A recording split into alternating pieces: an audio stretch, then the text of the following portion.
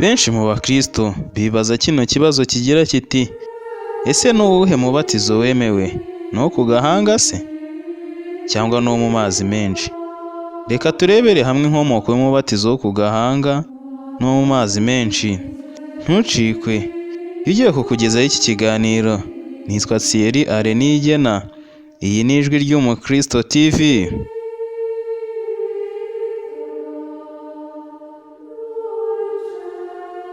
Amateka atubwira ko mbere y'ivuka rya Yesu Kristo, mu gihe cye ndetse na nyuma y'ivuka rye, mu myaka irenga 300 bakoreshaga umubatizo wo kwinikwa mu mazi menshi, ndetse abakristo bemeza ko ariho Yesu yanabatijwe. Ese uwo ku gahanga wo wavuye he? Ubundi kuva kera, ubwami bwa Roma bwatotezaga abakristo babahora kwizera kwabo, ndetse kino gihe bamwe banakatwaga imitwe.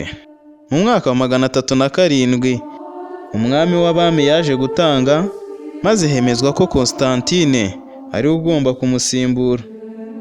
Flavius Valerius Constantinus cyangwa se Constantine akimara kwima ingoma yahise akuraho ibihano byahabwaga abafite imyizerere ya Gikristo.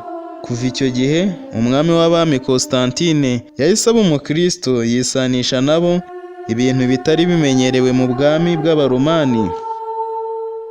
Mu mwaka wa 337 ubwo ubuzima bwe bwari mu marembera, umwe mu bihaye Imana witwaga Eusebius yaje kumubatiza umubatizo utarigeze ubaho bitewe n'uko yari umwami w'abami.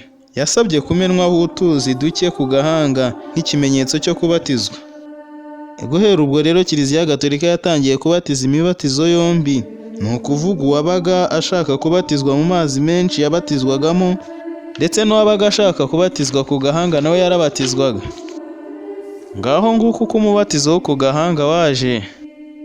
Gusa mu byanditswe byera nta hantu na hamwe hagaragaza ko umubatizo wo ku gahanga ari uwa nyawo, cyangwa se ngo yerekane umuntu waba warigeze kubatizwa. Ngaho rero ndakeka wasobanukiwe. Njye wakugezagaho ikiganiro nari Thierry Arenigena. Kora subscribe rero kugira ngo mwene ibiganiro ntibikajye bigucika. Ciao ciao.